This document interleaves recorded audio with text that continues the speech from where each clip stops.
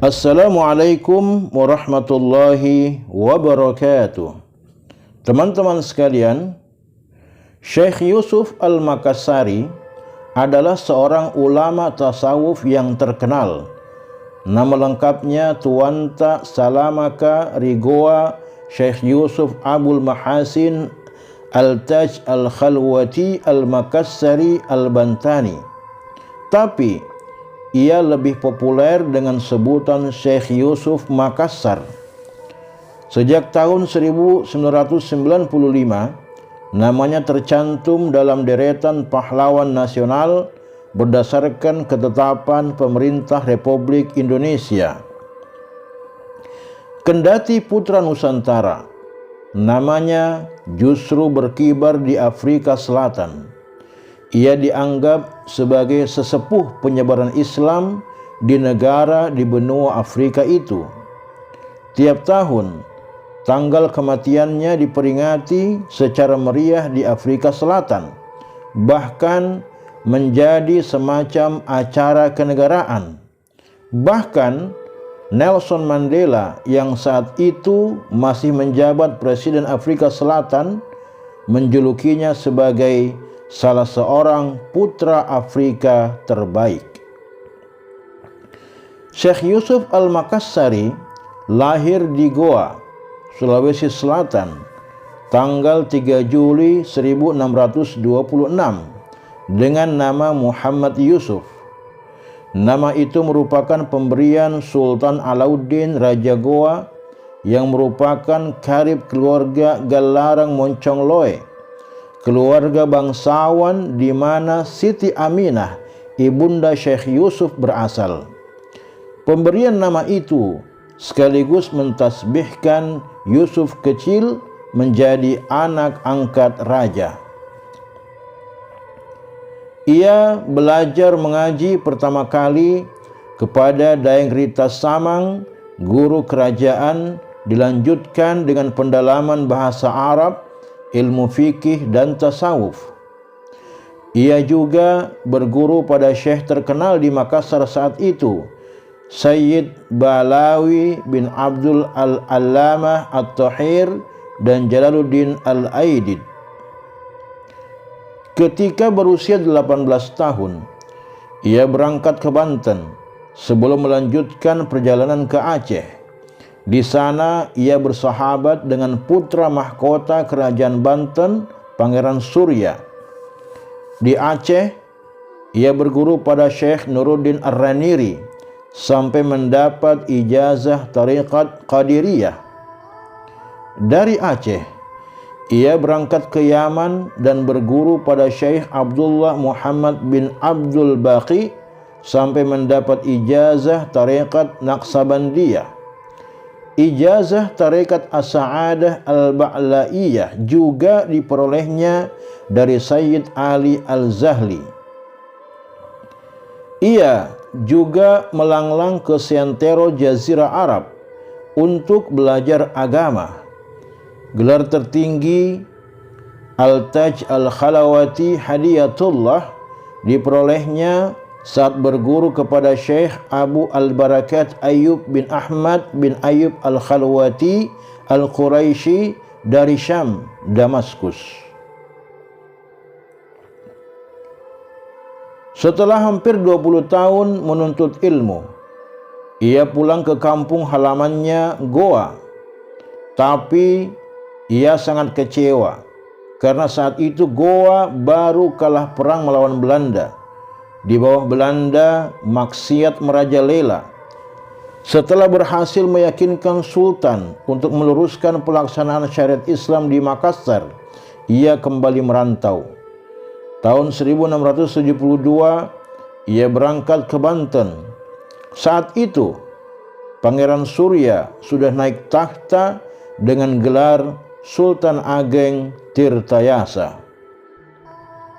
Di Banten, ia dipercaya sebagai mufti kerajaan dan guru bidang agama. Bahkan ia kemudian dinikahkan dengan anak sultan, Siti Syarifah. Syekh Yusuf menjadikan Banten sebagai salah satu pusat pendidikan agama. Murid-muridnya datang dari berbagai daerah, termasuk diantaranya 400 orang asal Makassar di bawah pimpinan Ali Karaing Bisai. Di Banten pula, Syekh Yusuf menulis sejumlah karya demi mengenalkan ajaran tasawuf kepada umat Islam Nusantara. Seperti banyak daerah lainnya saat itu, Banten juga tengah gigih melawan Belanda. Permusuhan meruncing, sampai akhirnya meletuslah perlawanan bersenjata antara Sultan Ageng di satu pihak dan Sultan Haji beserta kompeni di pihak lain. Syekh Yusuf berada di pihak Sultan Ageng dengan memimpin sebuah pasukan Makassar. Namun karena kekuatan yang tak sebanding, tahun 1682 Banten menyerah. Maka mulailah babak baru kehidupan Syekh Yusuf, hidup dalam pembuangan. Ia mula-mula ditahan di Cirebon dan Batavia, tapi karena pengaruhnya masih membahayakan pemerintah kolonial, ia dan keluarga diasingkan ke Sri Lanka bulan September 1684. Bukannya patah semangat, di negara yang asing baginya ini, ia memulai perjuangan baru, menyebarkan agama Islam. Dalam waktu singkat, murid-muridnya mencapai jumlah ratusan, kebanyakan berasal dari India Selatan. Ia juga bertemu dan berkumpul dengan para ulama dari berbagai negara Islam. Salah satunya adalah Syekh Ibrahim Ibnu Mi'an, ulama besar yang dihormati dari India.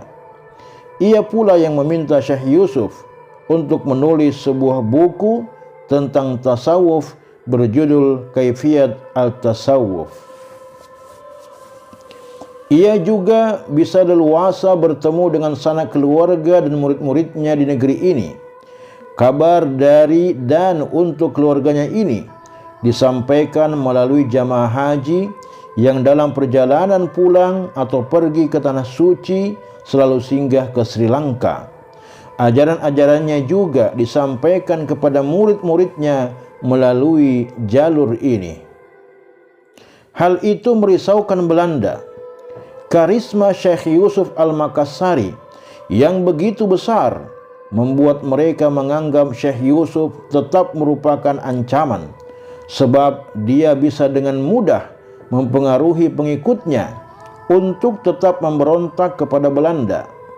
Lalu dibuatlah skenario baru. Lokasi pembuangannya diperjauh di Tanjung Harapan, Afrika Selatan pada tahun 1694 dalam usia 68 tahun. Selama masa pembuangan di Tanjung Harapan, Syekh Yusuf terus mengajarkan ilmu agama kepada para pengikutnya. Pada tanggal 22 Mei 1699, Syekh Yusuf Al-Makassari wafat di Tanjung Harapan. Sebagai ulama sekaligus pejuang, Syekh Yusuf Al-Makassari telah meninggalkan karya yang ditulisnya ketika berada di Banten, Ceylon, dan Tanjung Harapan. Sedikitnya lebih dari 20 judul buku telah ditulis Syekh Yusuf, hampir semuanya dalam bahasa Arab. Karya-karyanya adalah Ar-Risalah Al-Naqsabandiyah, Safinah An-Najah, Tuhfah Al-Amr fi Fadilah Al-Zikr, An-Nafhah As-Saylaniyah, Asral Al-Asalah, Bidayat Al-Mubtadi, Al-Futuhat Al-Rabbani, Hablul Warid, Kaifiyah Al-Mughni, Makhtub, Qurrat Al-Ain, Sirrul Asrar, Tajul Asrar, Fath Al-Kaifiyat Al-Zikr, Al-Barakat As-Saylaniyah, An-Nafahat As-Saylaniyah, Al-Manhat As-Saylaniyah fi Manhat Ar-Rahmaniyah, Kaifiyah Al-Mughni fil Isbat fil Hadith Al-Qudsi, Hablul Warid li Sa'adat Al-Murid, Matalib As-Salikin, dan Risalah Al-Ghayat Al-Ikhtisar wan Nihayat al-Intizar, Zubdadul Asrar fi Tahqiq Ba'd Masharib al-Akhyar, Tajul Asrar fi Tahqiq Mashrab al-Arifin min Ahl al-Istibsar. Karyanya yang paling populer yakni Safinah An-Najah yang hingga kini masih banyak diajarkan di berbagai pesantren. Di Museum Pusat Jakarta juga terdapat sekitar 10 manuskrip Syekh Yusuf yang belum diterjemahkan. Semoga bermanfaat. Wassalamualaikum warahmatullahi wabarakatuh.